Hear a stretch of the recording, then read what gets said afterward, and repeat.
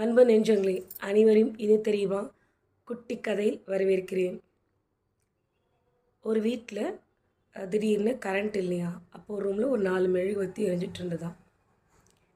4 மெழுகுவர்த்தி நல்ல பலமாக தான் எரிஞ்சிட்டு இருந்ததாம். திடீர்னு அங்கே ஜன்னல் வழியாக காற்றடிச்சிச்சான். முதல் மெழுகுவர்த்தி அமைதி அப்படின்னு பேர். அது ரொம்ப நேரம் அந்த அழகாக எரிஞ்சிட்டு இருந்தது. காற்று அடித்தோடனே அதோட பலம் தாங்காமல் அந்த அமைதின்ற மெழுகுவர்த்தி அணைஞ்சிருச்சான். பக்கத்தில் அறிவு அப்படின்ற ஒரு மெழுகுவர்த்தி எரிஞ்சிட்டு இருந்ததாம். அதுவும் நல்ல வெளிச்சமாக தான் அந்த ரூமுக்கு வெளிச்சம் கொடுத்து நல்லா எரிஞ்சிட்டு இருந்தோம். மறுபடியும் காற்றடிக்கும் பொழுது அதால் நிற்க முடியல, அசைஞ்சு அசைஞ்சு பார்த்து அது அணைஞ்சிருச்சான். அதுக்கப்புறம் அறிவுன்ற மெழுகுவர்த்தி எரிஞ்சிட்டு இருந்ததாம். இந்த வாட்டி ரொம்ப பலமாக காற்றடிச்சுனால அதாலே தாக்கு பிடிக்க முடியலையா.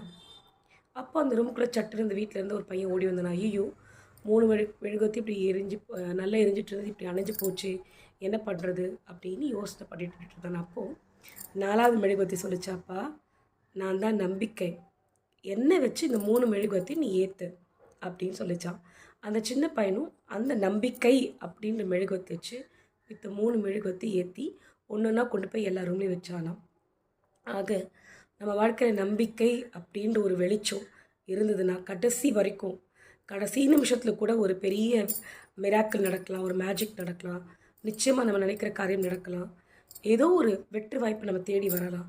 ஆனால் முயற்சின்றதும் அதுக்கான கூடவே நம்பிக்கை அப்படின்றதும் அந்த விதையை நம்ம கூடவே இருக்கணும். அந்த வெளிச்சம் எப்போவுமே இருக்கணும். நம்பிக்கை இருந்தால் நிச்சயமாக சாத்தியமாகும். இயலாதது கூட முடியும் நம்மளால். ஆக நண்பர்களே, நம்பிக்கை என்றைக்கும் இழக்காதீங்க. கடைசி நொடி பொழுது கூட நிச்சயமாக வெற்றி வாகை சூடுறதுக்கான வாய்ப்புகள் 100% இருக்குது. நம்பிக்கை தான் வாழ்க்கை. நம்பிக்கையோடு இருப்போம். நன்றி.